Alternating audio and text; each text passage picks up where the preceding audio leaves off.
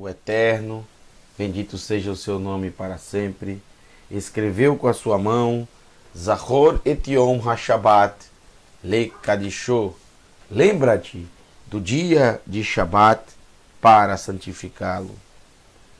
Desejo a todos vocês Shabbat Shalom, que o Eterno te abençoe e te guarde, a você, sua casa, sua família e toda a sua parentela. Essa tarde nós iremos finalizar o estudo, os últimos dias. Nós começamos pela manhã e vimos 4 dos filhos de Yaakov. E obviamente Yehuda é aquele que mais tem profecia sobre ele. Então nós vamos nessa tarde finalizar os filhos e após nós faremos um pequeno estudo sobre a festa pagã do Réveillon. Bendito seja Adonai, Baruch Hashem. Bereshit, Gênesis, capítulo 49, verso 13. Diz o seguinte: Zevulun lichof yamim ishkon vehu lichof oniot veyachatu al Sidon. Zevulun viverá no litoral, na praia. Chof, praia. Navios irão ancorar no seu porto, e sua fronteira será perto de Sidon, que hoje é a cidade de Aco, a famosa cidade de Aco da época dos cruzados. Nas escrituras sagradas, essa cidade não se chamava Aco, se chamava por nome grego Ptolomaida. Ela chega a aparecer nos escritos nazarenos. Havia lá também um porto antigo.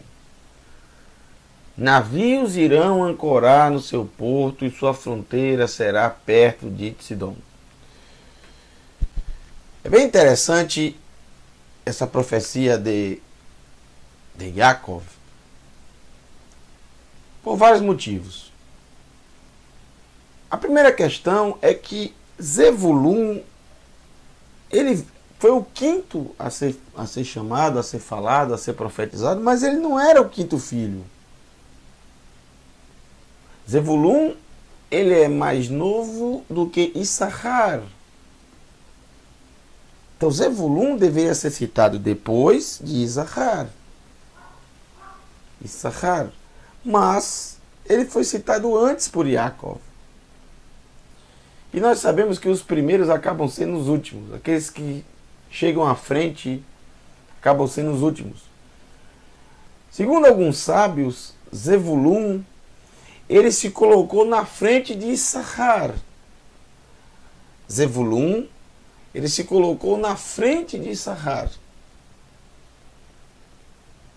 Na hora de recitar as bênçãos, fizeram uma fila, os filhos, pela ordem de nascimento, mas Zevulun, ele não respeitou a fila e ele ficou na frente de Issachar. E a profecia que veio sobre ele, que navios iriam ancorar em sua costa, no seu porto, e sua fronteira seria perto de Sidom. Isso demorou muito a acontecer. Apesar de Zevulun estar sempre próximo ao mar, tanto o lago da Galil, que fala Yamim, como principalmente o que cita a profecia do Yam Gadol, o mar Mediterrâneo. Porque fala a palavra Chof. E quando fala a palavra Chof, praia, litoral. No sorteio das tribos, ele não caiu no litoral. No sorteio das tribos, ele não caiu no litoral. Mas após as guerras contra os cananeus, lideradas por Débora, Baraque, eles atingiram esse território. O nome do território, Haifa. Haifa vem da palavra Hof. É uma junção de duas palavras, né? Yafá, Hof e Yafá. Praia bela, praia bonita. Haifa vem de Hof e Yafá. Uma junção dessas duas palavras. Haifa, praia bonita, praia linda, praia bela. E de fato é. Porém, os navios, apesar desse território ficar com a sua tribo, os navios não ancoravam.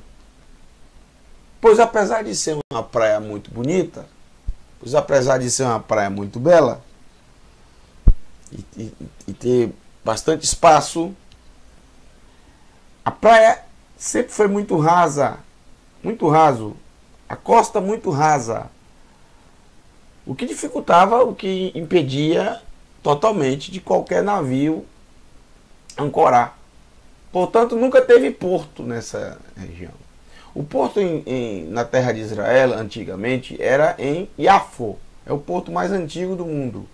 Depois construíram o porto de Cesareia. Cesareia Marítima.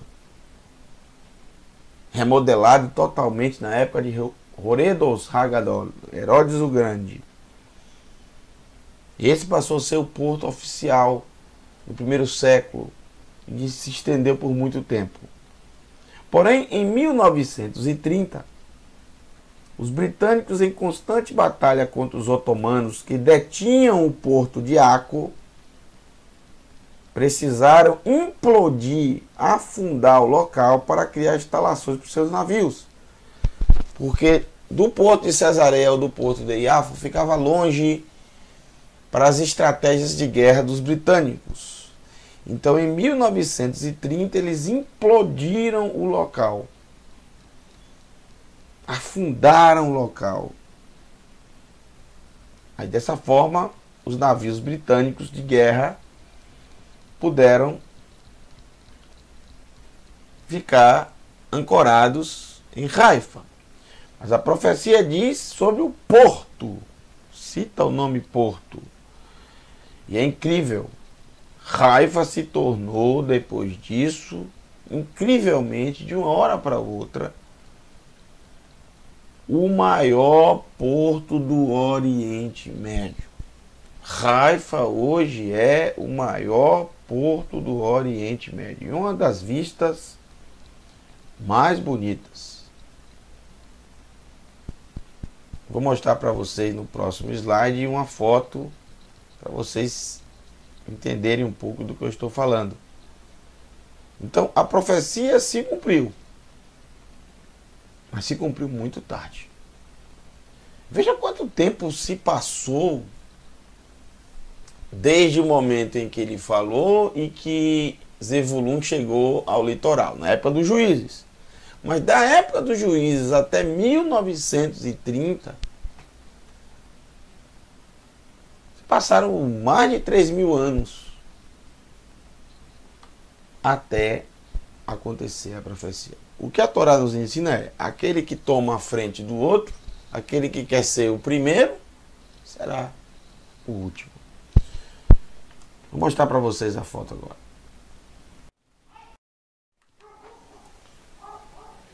Você está vendo uma foto do porto de Haifa, o maior porto do Oriente Médio. Além de ser imenso, ele é muito bonito.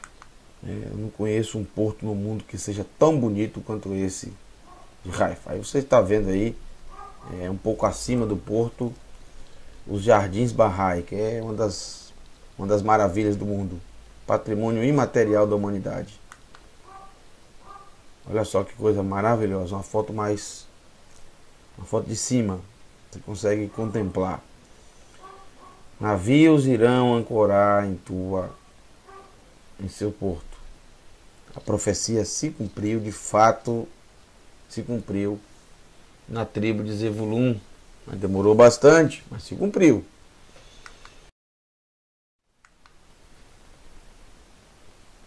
Por isso o símbolo da tribo de Zebulun é um navio.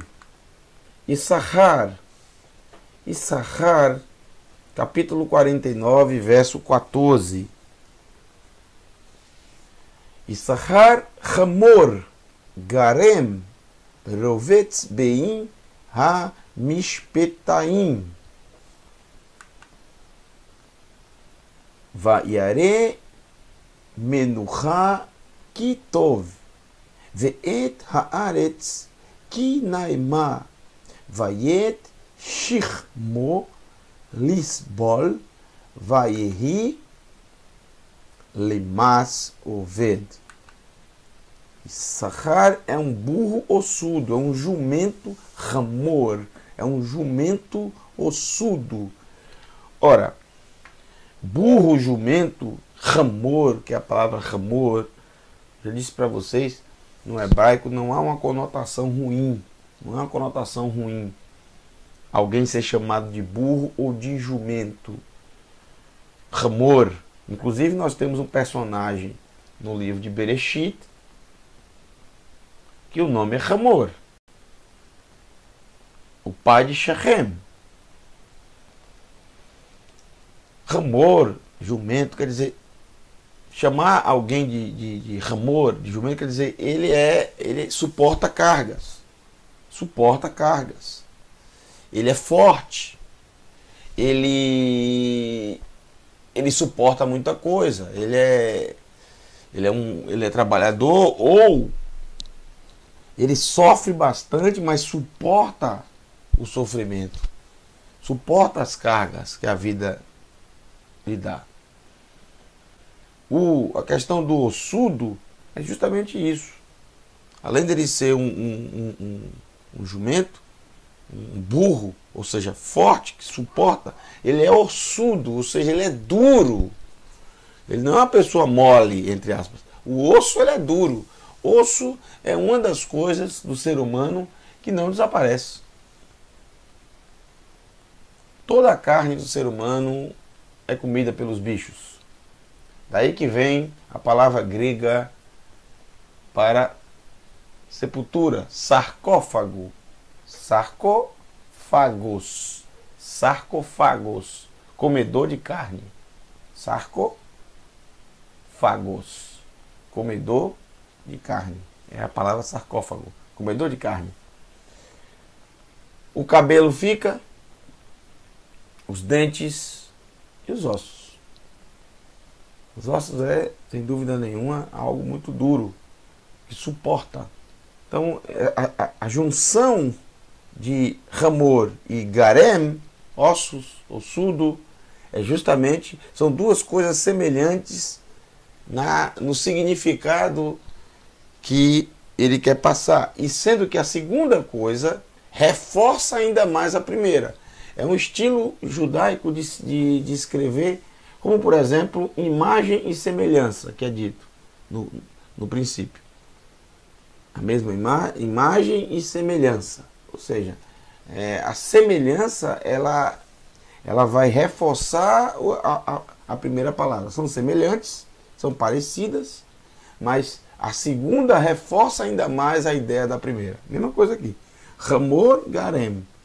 A segunda, ossudo, reforça mais ainda a primeira palavra. Suporta cargas. Ele consegue suportar, apesar das cargas serem muito pesadas, apesar da perseguição ser muito dura, ele consegue suportar. Deitado nos currais das ovelhas, viu quão boa era a vida e quão agradável era a terra. Apresentará as costas à carga e se submeterá ao trabalho forçado. Isso é bem interessante, porque ele é comparado com alguém muito forte que abre mão da própria liberdade ele abre mão da própria liberdade, trabalha forçado somente para usufruir da terra. Aqui está dizendo, ele viu quão boa era a terra, quão agradável era a terra, quão boa era a vida. E para usufruir disso, ele chega ao ponto até de se submeter ao trabalho forçado. É interessante que a tribo de Issachar, aconteceu isso. Eles não expulsaram os cananeus que viviam entre Meguido e Beit Shean, ao sul da Galil, Meguido e Beit Shean, no vale fértil de Israel. Inclusive, se submeteu a trabalhos forçados e pagamento de imposto aos cananeus. Imagine! Em troca de viver com tranquilidade. Esse período é descrito no livro de Juízes antes, um pouco antes, da batalha entre Baraque, Débora, contra os cananeus no Monte Tabor. Então isso aconteceu de fato. Jacob, ele viu, o Eterno disse a ele o que aconteceria no futuro. Issachar, isso aconteceu com Issachar. Os seus irmãos tomaram posse da terra e eles, da tribo de Issachar, se submeteram a pagar impostos, se submeteram ao trabalho forçado. O trabalho forçado é o pagamento de impostos. Isso vai voltar a acontecer na terra de Israel no período dos romanos. No período dos romanos. Né? Eles foram forçados ao trabalho escravo praticamente, que é a base do Império Romano, com as altas taxas de impostos que tinham que pagar, e vendo que esses impostos que eles pagaram, os romanos revertiam, não para o Império, mas revertiam, não para Roma, mandavam para Roma o dinheiro, eles revertiam nas coisas que faziam para os romanos na terra de Israel.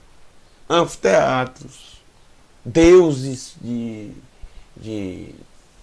marfim, deuses de mármore, melhor dizendo, deuses de mármore, né? Arquibancadas de mármore, templos de mármore, todo no mármore. Romanos usavam muito mármore. Cidades, estádios, ruas, tudo para crescer mais ainda o poder dos romanos sobre a terra de Israel. Então isso deixava o povo de Israel muito, muito ferido, porque eles estavam trabalhando para construir o Império Romano na terra de Israel. Transformar Israel em cidades romanas. Então, isso voltou a acontecer. Mas é impressionante como Issachar, aconteceu literalmente na vida dele isso. Isso é muito... quando a gente lê esse texto, a gente fica bastante tocado, né? E isso faz a gente pensar um pouco. Faz a gente pensar um pouco. Quando a Torá nos ensina, nos mostra. O Eterno nos deu uma promessa, a promessa se cumpriu, mas em vez de tomar posse daquela promessa, de ter coragem, simplesmente a gente se submete a certas coisas que não são a vontade do Eterno. E a falta de coragem da tribo de Issachar promoveu isso. Falta de coragem. Isso só aconteceu através de uma mulher, Débora, que após aquela batalha do Monte Tabor, libertou a tribo de Issachar. Vamos para o próximo. Olha, qual é o símbolo, o estandarte de Issachar? Um jumento, um burro. É óbvio que eles não ficavam chateados com esse título, porque é algo bom. Issachar é algo bom. O Hamor, o jumento, quer dizer, ele é forte. Ele é forte, mas essa força dele deveria ser utilizada em favor dele, não em favor dos inimigos. Dan. Olha.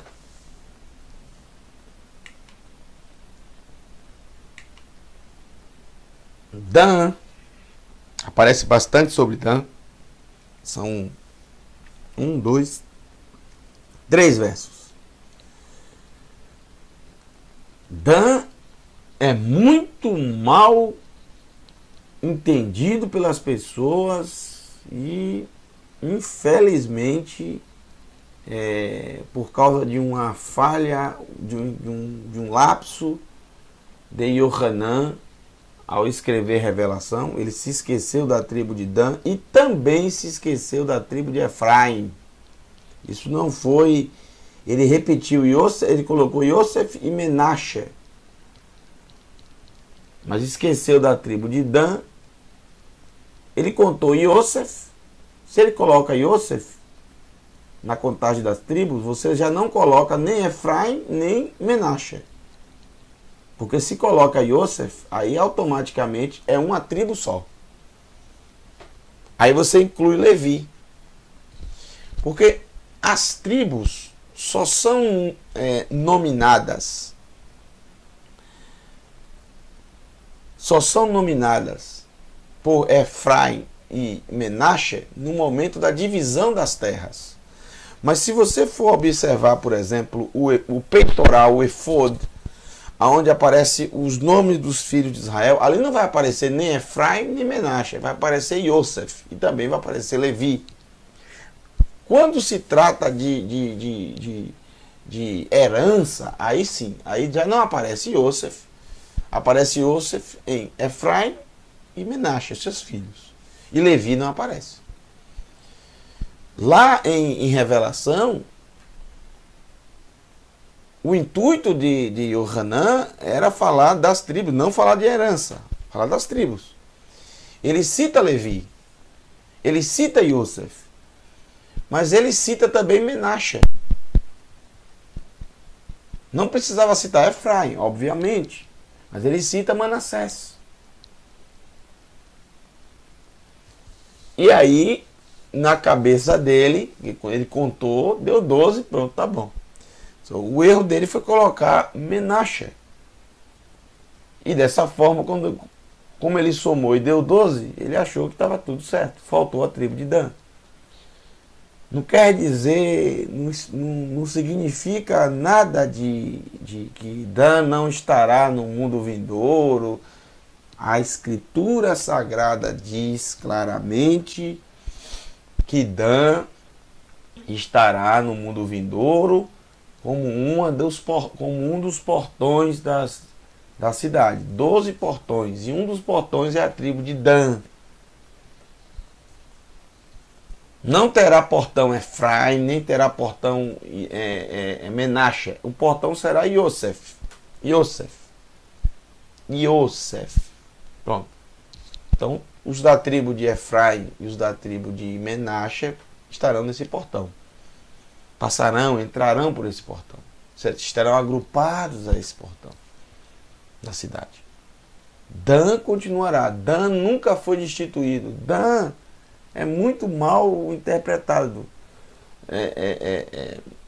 A tribo de Dan, o que você observa é que a tribo de Dan, ela atravessou o Iadém, o Jordão. Ela nunca diminuiu de contagem. Da primeira contagem da tribo ao sair da terra do Egito, até depois, quando houve as pragas, até quando houve 40 anos depois para entrar na terra, a tribo de Dan foi uma das poucas tribos que avançou no número, não diminuiu, não regrediu. A tribo de Dan é a primeira tribo a aparecer nas Escrituras, no livro de Bereshit, antes mesmo de Dan nascer. Já foi escrito sobre ele. Quando Abraham Avino, ele vai resgatar seu sobrinho Lot. E ele persegue os reis até Dan. Aparece a palavra Dan. Dan é onde nasce o Iardém, o Jordão. Dan é um dos poucos filhos de Israel que você pode visitar o túmulo. Dan, Beniamim, Dan, Beniamim, e mais? E Yosef. Somente. Dan, Beniamim e Yosef. São os 3 túmulos que se tem certeza. Só 3 dos filhos de Israel temos hoje a certeza de onde estão enterrados. Dan, Beniamim e Yosef. Beniamim e Yosef são lugares até difíceis de visitar por ter um controle palestino. Cisjordânia. Todos 2. Mas o Dan é um túmulo mais simples de você encontrar. Mais fácil de você ir. Dan, ele foi privilegiado, a tribo de Dan, porque a tribo de Dan, ela foi uma das 2 tribos, foram 2 tribos que produziram os utensílios do Mishkan, do templo, do tabernáculo. Do Mishkan, do tabernáculo. A menorá, Shulchan, a mesa, a Ketoret, o incenso, a Aron Habrit, a Arca da Aliança,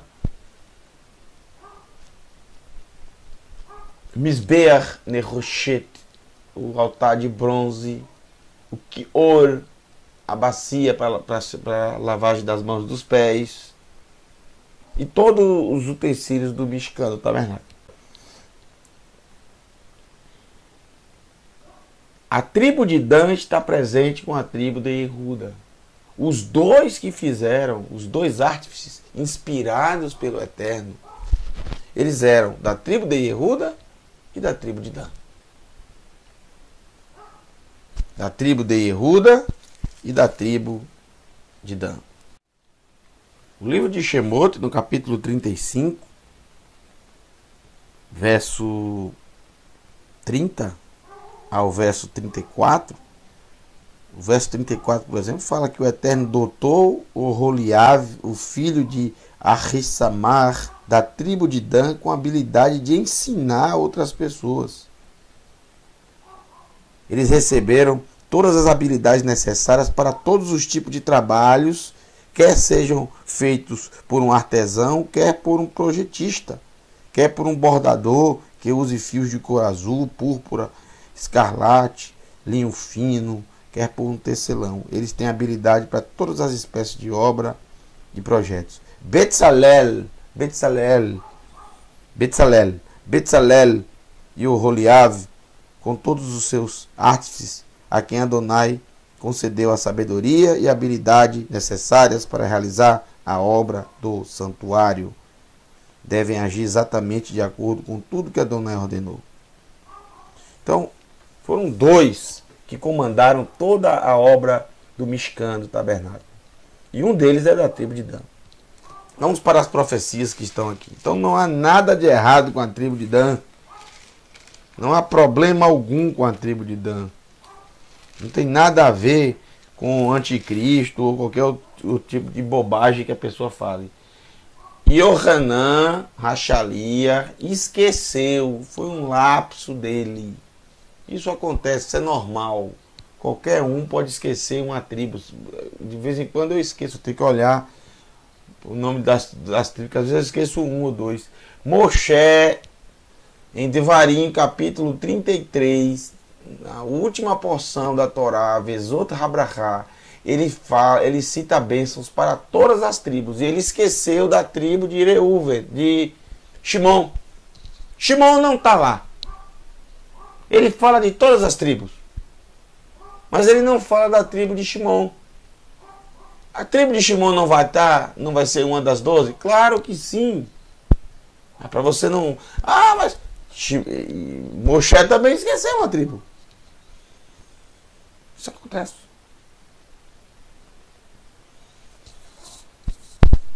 Eu acho impressionante como as pessoas criam teorias que se arrastam por séculos por causa de detalhes tão fora de contexto. Que absurdo. Realmente é bem complicado. Estou dizendo que a tribo de Dan foi uma tribo perfeita, mas qual a tribo foi perfeita? Nenhuma. Todas cometeram transgressões, todos tiveram eventos, todas as tribos tiveram eventos bons ou ruins. Tá? Dan e Adim amou. Dan e Adim. Isso é um jogo de palavras, porque a palavra Dan quer dizer juiz e Adim quer dizer julgar. Então, um jogo de palavras. O pai pegou o nome dele e assim inicia a profecia. Dan e Adim amou que Ahad Shivtei Israel. Olha que interessante. Dan julgará o seu povo. Amou o seu povo. Que Ahad, como uma, Shivtei Israel, como uma das tribos de Israel. Ora, é uma profecia que é dita antes mesmo de saberem que existiria os juízes, Shoftim. Pessoas queriam ser como juízes, o período dos juízes. Ninguém sabia disso. Mas a profecia diz. E aconteceu de fato, porque Shimshon, Sansão, ele foi juiz de Israel. E Shimshon era filho de Manoah, da tribo de Dan. Juízes capítulo 13. Você pode ver, Juízes 13, você vai ver que Shimshon, ele era da tribo de Dan. Tanto é que ele foi enterrado do lado do seu pai, no campo de Dan, próximo ao túmulo de Dan. Também tive o privilégio de visitar esse túmulo.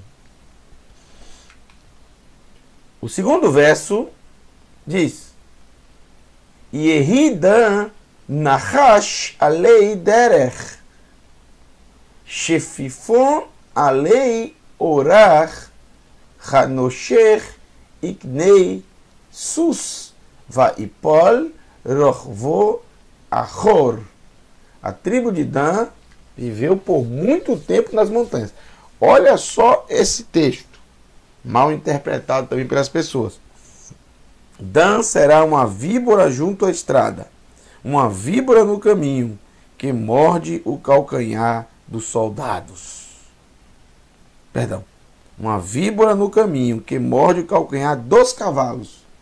Iknei, ikvei, sus. A palavra ikvei, sus, se você observou um pouquinho o hebraico, se você se lembrou, ikvei, calcanhares, é a palavra calcanhar. Akev, ain, kuf e vet. Se você colocar o Yud aqui, você vai ter Yaakov. Se você pegar esse Yud de ikvei, está no final, e colocar no início, tem a palavra Yaakov. Yaakov. É a mesma raiz, mesmo valor numérico de Yaakov. Ikvei, calcanhares. Ikvei, sus. Então o texto diz: Dan será uma víbora junto ao caminho, uma serpente, melhor dizendo, né? Nahash, uma serpente. Uma serpente junto ao caminho, junto à estrada, caminho. Derech, a lei derech. Não é junto, é acima da estrada. Olha as traduções como são ruins. A lei quer dizer al, quer dizer acima, em cima. Tá vendo como a tradução é ruim e acaba atrapalhando? Yedan nahash alei derech. Dan será uma serpente que ficará acima do caminho. Aqui fala novamente acima, a lei. Então, Dan será uma serpente acima do caminho. Uma serpente uma serpente acima do caminho que morde o calcanhar dos cavalos para que os montadores caiam de costas. Olha, aí daqui juntam que em Revelação não aparece a tribo de Dan. Revelação não aparece a contagem da tribo de Dan por um erro de Yohanan, né?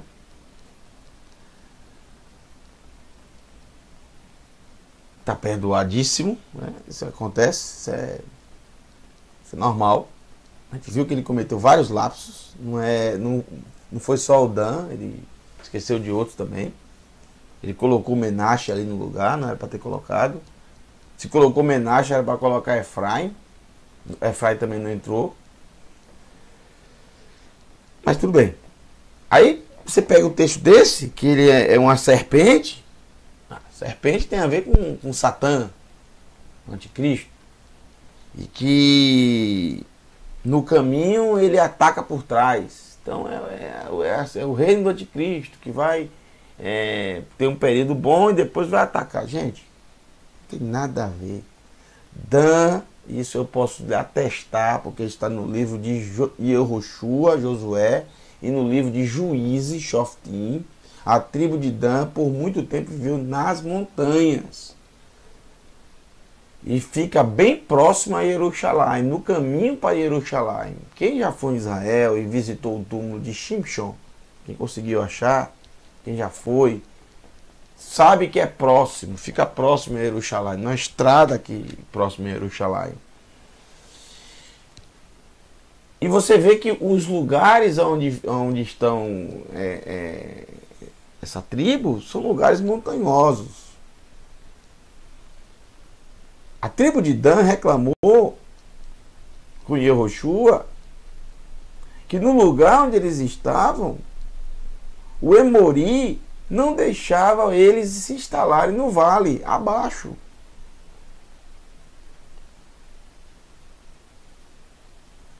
E eles pediram até, e Yehoshua disse, vocês devem descer e batalhar com eles, mas nós não conseguimos. Então, por muito tempo, Dan ficava justamente assim, atacando as caravanas dos Emori, vivendo nas montanhas e descendo e atacando, como uma serpente que ataca por trás. Até que Yehoshua diz para eles, então tudo bem, vão para o norte. Lá está desabitado, vão para o norte, para o extremo norte. E eles foram. E se cumpriu a profecia que está aqui. O texto que vocês vão encontrar é justamente, veja o texto de Shoftim, não Yehoshua, Shoftim, capítulo 1, verso 34.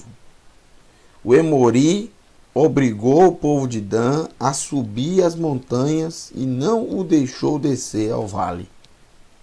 O Emori tinha decidido viver nas montanhas de Heres, em Ayalon, território da tribo de Dan, e em Shaalvim. Contudo, quando a casa de Yosef tornou-se mais poderosa, eles o sujeitaram a trabalhos forçados. Assim, o território do Emori começava na subida do Escorpião e continuava até a rocha para cima. Então você vê, aconteceu justamente isso. A tribo de Dan, no princípio, vivia não nos vales do seu território, mas nas montanhas, acima. E foi dessa forma que eles faziam. Eles ficavam na espreita no caminho, quando os mercadores dos Emori passavam com as caravanas, eles atacavam. E fica mais interessante ainda, porque se você observar o verso 18, olha que interessante. No fim do texto de Dan, que fala de Dan, da profecia de Dan, aparece o nome de Yeshua, que é aguardado por todos aqueles que sofrem nesse mundo. Essa espera da tribo de Dan, a espera da tribo de Dan em se cumprir a sua promessa, em se cumprir a promessa da tribo de Dan, que era ter o seu território, de dominar o seu território, de tomar posse do seu território. É um símbolo da espera de todo o povo da Techuvá, do mundo vindouro. E se você observar o verso 18, diz: Li Yeshua terra que viti Adonai. Por teu Yeshua eu espero Adonai. E se você observar, aparece literalmente, não em símbolos, literalmente o nome de Yeshua. Yud, Shin, Vav, Ayin. Eu coloquei de vermelho. O nome de Yeshua aparece literalmente.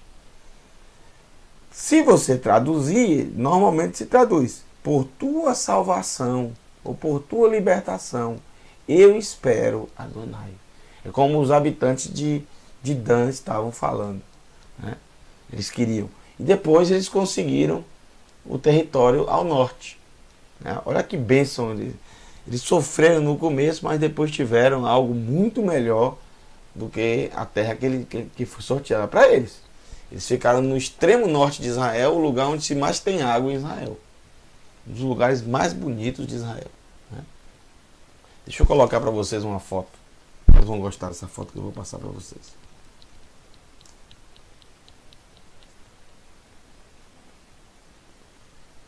Antes da foto, olha aqui o símbolo da tribo de Dan. Uma serpente. Uma serpente, que é um animal que é dito...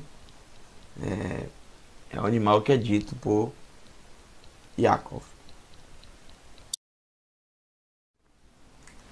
Aí você vê uma das partes mais lindas do território da tribo de Dan, que é justamente o rio Yarden, Jordão. Você vê que as águas estão vindo de cima. As águas estão vindo do Monte Hermon, porque é dali que o Eterno ordena a bênção da perpétua vida. Aqui você está vendo as águas descendo, e daqui, olha só a força que ela desce aqui, e ela vai e leva a vida, água a todo Israel, até terminar no Mar Morto, lá no sul de Israel. E aqui minha filha Sara, apreciando a paisagem. Então, valeu a pena esperar, né? A tribo de Dan. Gad. Gad também é feito uma paródia, vamos dizer assim, com o significado do seu nome. Gad Gedud. Gad Gedud e Egudeno. Gad Gedud e Egudeno. Gad Gedud e Egudeno. As três palavras são a mesma raiz, Gad. Então, ele é como uma rima aqui. Ele usou a palavra Gad e fez três palavras, né? E depois tem mais uma palavra, Yagud, de novo. Yagud. Gad, Gedud, Yegudeno, Vehu, Yagud, Akev. Novamente a palavra Akev, calcanhar. E ele usa muito essa palavra. O próprio Yaakov, ele usa muito essa palavra calcanhar. Não é a primeira vez que ele usou já com Dan. Soa como uma rima hebraica. Gad, Gedud, Yegudeno, Vehu, Yagud, Akev. Gad será atacado por uma tropa, mas ele a atacará no calcanhar. Gad será atacado por uma tropa, mas ele a atacará no calcanhar. Durante a conquista da terra prometida, Gad ficou a leste do Yarden, a leste do Jordão. Não desejou cruzar o Jordão, o Yarden. Porém, seus homens guerreiros tiveram que cruzar o Jordão e só puderam retornar, como determinou Moshe, depois que todos os seus irmãos se estabelecessem. Apesar de no princípio parecer uma boa ideia, acabou sendo terrível para eles, pois praticamente aqueles homens não desfrutaram direito com suas famílias. Eles foram os primeiros a estabelecerem, porque eles estavam na planície de Moab, assim como Reuven e metade da tribo de Menache. Mas não puderam usufruir. Deixaram seus filhos e suas mulheres e tiveram que atravessar o Iardém e só puderam voltar depois que todos os filhos de Israel tiveram descanso. Então demoraram bastante, né? Zacarias, capítulo 12, há uma profecia sobre exatamente o que o texto diz ali acima. É descrito como Israel seria atacado, pego de surpresa, mas depois atacaria no calcanhar. Ali você vê o símbolo da tribo de Gad. As tendas, ou seja, as tropas, as tendas. Se você já viu a guerra, já leu sobre ela, sobre, por exemplo, a Guerra dos 6 Dias, é algo fantástico, como Israel foi atacado de surpresa, parecia que seria destruído, mas de repente, além de se livrar do ataque, ele conseguiu atacar todas as outras nações vizinhas que estavam programadas para atacá-lo no domingo, no domingo à tarde e na segunda pela manhã. Seria uma grande destruição. Em 1967, em 6 dias, Israel destruiu todas aquelas nações, os aviões, os tanques de guerra, aquelas nações que estavam em conluio, que combinaram um ataque orquestrado em todas as regiões de Israel, no norte, no sul, no Eilat, por exemplo, através do Egito, no sul, através da Síria e do Líbano, no leste, através da Jordânia e no oeste também através do Egito. O Egito, inclusive, antes de tudo, estava nas ruas com a propaganda que Israel seria destruído e foram para as ruas as pessoas fazer a maior festa, porque os soldados já estavam prontos para entrarem nos seus aviões, nos seus caças. E quando eles deixaram o Egito e foram para as bases, o povo foi para a rua já fazer festa, porque já se dava certa como essa vitória. E o que aconteceu foi que, antes deles chegarem aos caças egípcios, os caças MiGs egípcios, todos já estavam pegando fogo, todos já estavam destruídos. E foram todos rendidos pelo exército de Israel, que chegou até a porta do Cairo e os liberou. E de repente chegam os soldados, os guerreiros egípcios, e o povo celebrando na rua, e eles voltam vestidos com roupas de prisioneiros, e foi uma grande decepção. Assim também aconteceu com a Síria, assim também aconteceu com o Líbano, e principalmente com a Jordânia, que foi aí que Israel tomou Jerusalém de volta, depois de 2000 anos. Então, na vida essa profecia se cumpriu literalmente na vida de Gad. Asher shimena lachmo vihu item ma'adanei melech. De Asher, azeitado. Azeitado. Shemená, vem da palavra shemen. Shemen. Shemen, azeite, óleo. Shemen hazait, azeite da oliveira. Shemená, azeitado. Azeitado, lachmo, vem da palavra lechem, pão. Azeitado será o teu pão. Pão no sentido de alimento. E ele produzirá delícias de um rei. Ma'adanei melech. Incrivelmente, Asher foi sorteado para a Galil Ocidental, local com bastante oliveiras até hoje, até os dias de hoje. Esse é o melhor local da terra de Israel para a produção do azeite, shemen, em hebraico. A palavra hebraica Sheminah, traduzida por abundante, é claramente uma contração da palavra Shemen. Né? É uma contração da palavra Shemen. Shemenah, Shemen. Se você observar aqui, o Shin, o Mem e o Nun formam a palavra Shemen. Shemenah, azeitado. Shemen, azeite.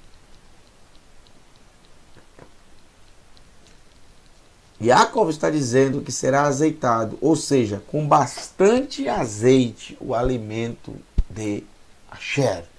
Toda a alimentação de Asher, da tribo de Asher, terá bastante azeite.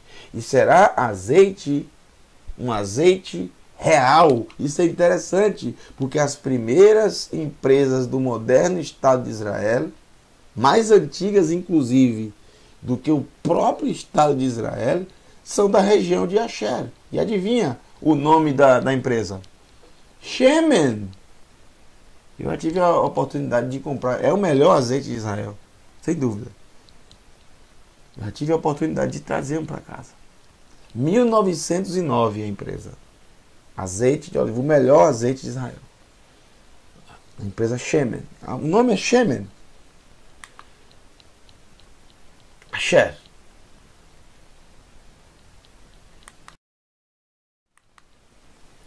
Naftali. Naftali. Ailá. Shelucha. Hanoten. Imrei. Shafer. Bem muito interessante. Naftali. Ayalá. Shelucha. Hanoten. Imrei. Shafer. Naftali. Gazela liberta. Gazela? É um homem. Vou chamar o homem de gazela.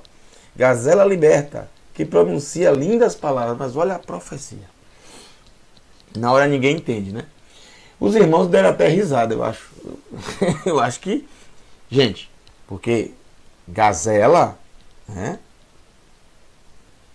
Ayalá é gazela. Ela é gazela. E gazela em hebraico não tem conotação, para um homem não tem conotação boa, não. É uma gazela. É um homem. Ele é um homem. Você imagina os irmãos, o sarro que tiraram de Naftali. Agora eles já eram velhos, né? Então não tem. Eles já eram velhos. Eles já tinham mais de 90. Os filhos de Israel já tinham mais de 90 anos. O mais novo, Binyamin tinha 70 e poucos anos. Mas os outros eram 89, 90, 92, 93, 94. Mas é engraçado o homem ser chamado de gazela. E uma gazela solta. Shelucha. Hanoten. Imrei Shafer, que nos presenteia com lindas palavras, que pronuncia linda, que nos noten vem da palavra Natan, presente. Eu gosto de traduzir assim porque fica mais próximo do que é o original. Noten. Presentear ou dar? Eu prefiro presentear, porque tem mais a ver com a palavra Natan, presente.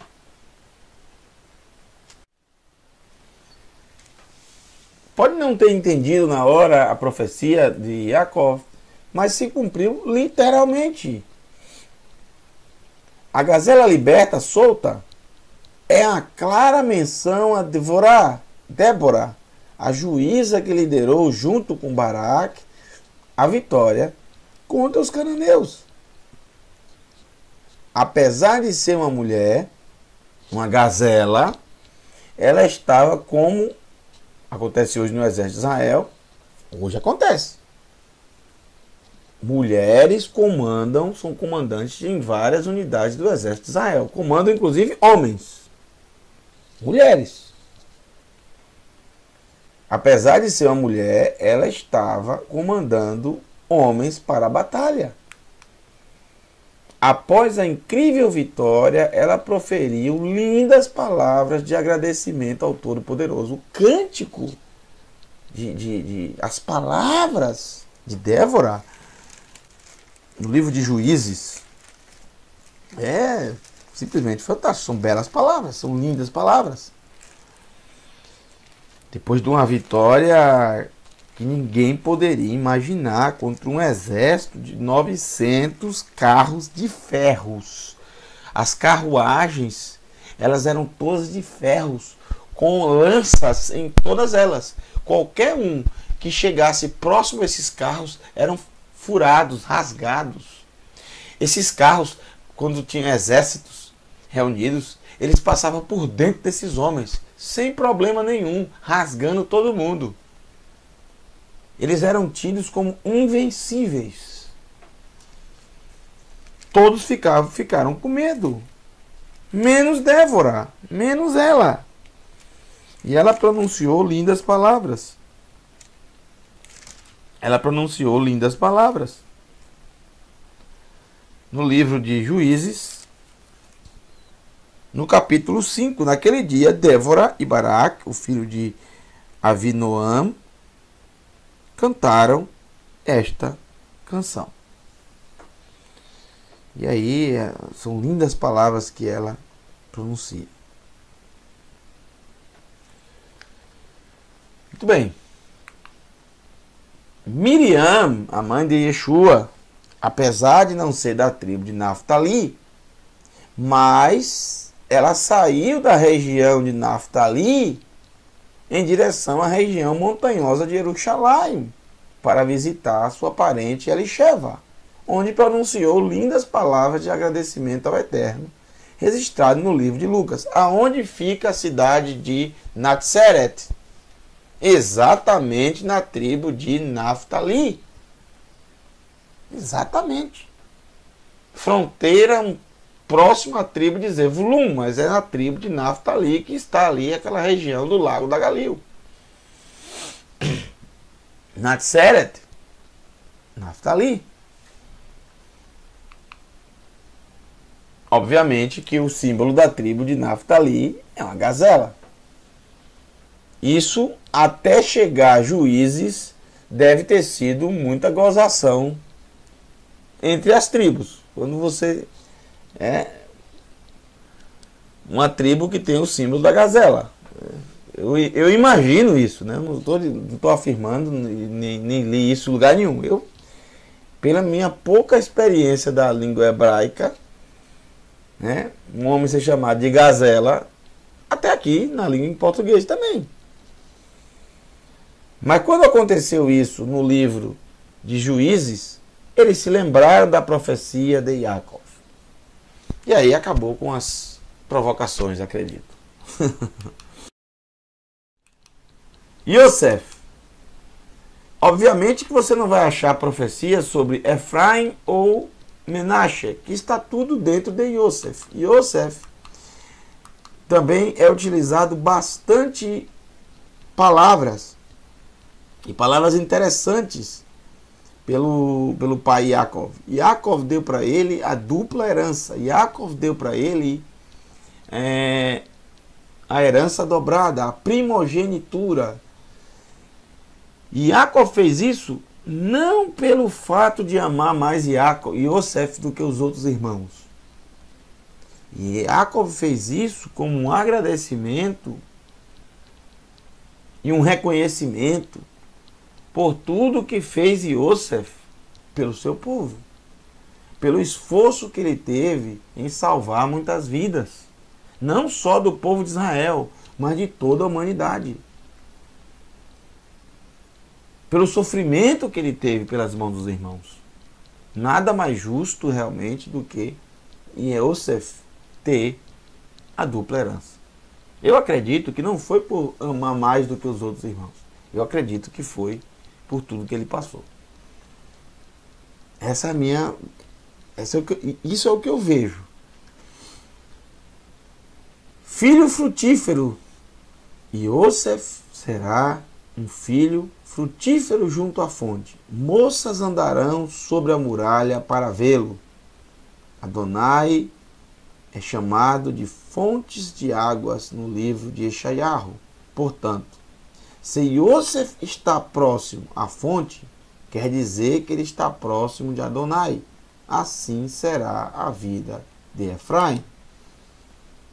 As ramificações que sobem pelas paredes são os seus filhos que frutificaram e se tornaram 2 tribos de Israel.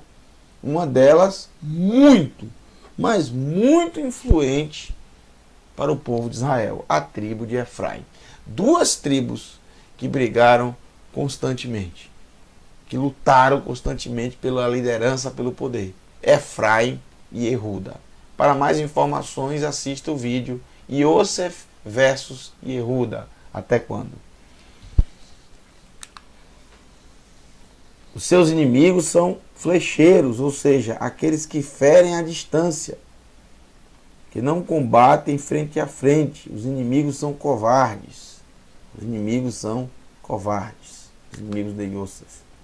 Yehoshua 17, do verso 12 ao verso 18, é descrito esse momento. Vamos ler Yehoshua, capítulo 17, verso 12 ao verso 18. No entanto, os descendentes de Menashe, ou seja, de Yosef, tinham Bet-Shean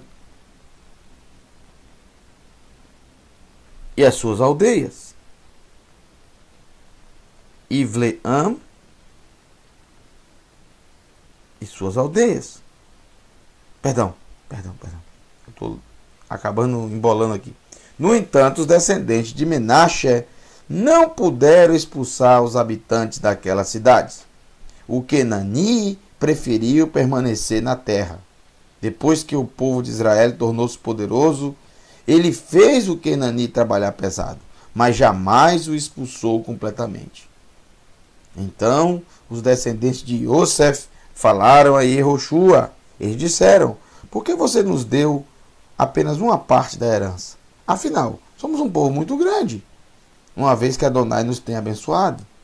Yehoshua lhes respondeu: se vocês são um povo tão grande, subam até as montanhas e abram espaço para vocês ali, no território do Pirizi e dos Refaim, uma vez que as montanhas de Efraim não servem de espaço suficiente para vocês.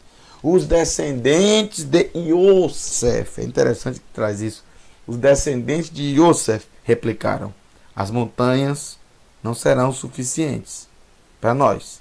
Além disso, olha só, além disso, todo Kenani que vive nos vales tem carruagens de ferro. Tanto o de Bet-Shean e suas aldeias, quanto o vale de Israel. Então Yehoshua disse à casa de Yosef, a Efraim e a Menashe: vocês são um povo grande com muito poder. Não terão apenas uma porção, mas também os montes com a vegetação serão de vocês. Ainda que sejam arborizados, vocês os limparão, e a terra aberta resultante será de vocês. Vocês expulsarão o Kenani, ainda que ele tenha carruagem de ferro e sejam fortes. Então, essas carruagens de ferro eram realmente uma covardia, né, numa batalha. Carruagem de ferro com lanças imensas por todos os lados. De onde passava, deixava destruição. Isso aconteceu literalmente. Essa profecia se cumpriu. Tem mais um filho, não é isso? Yosef, você vê os feixes de trigo. Yosef, os feixes de trigo. É como ficou marcado o estandarte da tribo de Yosef. Binyamin, todo mundo já sabe que é um lobo, né? Binyamin Ze'ev, Binyamin lobo. Itraf baboker Yochal ad ולערב יחלק שלל. Binyamin é um lobo que chora. Um lobo que derrama lágrimas. Ou um lobo voraz. Os mesmos significados. Na manhã devora a presa e pela tarde reparte os despojos. Tanto pode ser um lobo que chora, como pode ser um lobo voraz. As palavras são idênticas, têm o mesmo significado. Tanto pode ser Binyamin é um lobo que chora, como pode ser Binyamin é um lobo voraz. As palavras são iguais, só mudam os sinais massoréticos.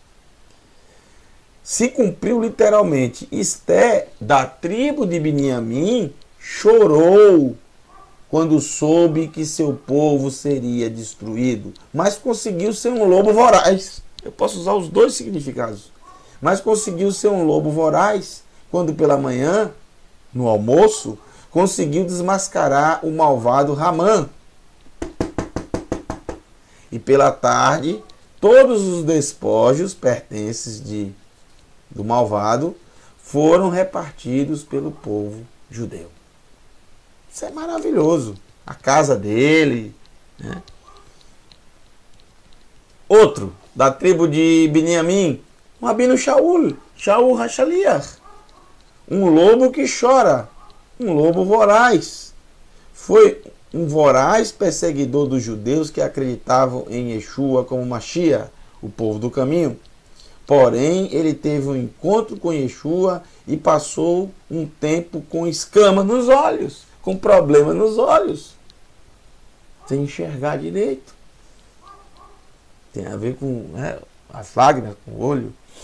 Na manhã, devora, mas pela tarde, repartia os pertences daqueles que perseguia. Qual pertence deles? A mensagem de Yeshua. A mensagem de Yeshua. Baruch Hashem. Que coisa linda. Literalmente aconteceu na vida de Esther e na vida de Shaul. E aí vocês estão vendo as tribos. Observe como ficou a disposição das tribos. Aqui vocês vão ter alguns detalhes interessantes, como eu falei para vocês, só relembrando. Shimon, ele fica dentro da tribo de Yehuda.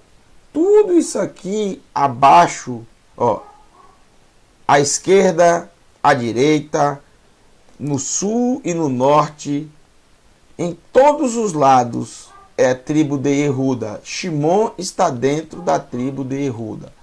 Todas as outras tribos farão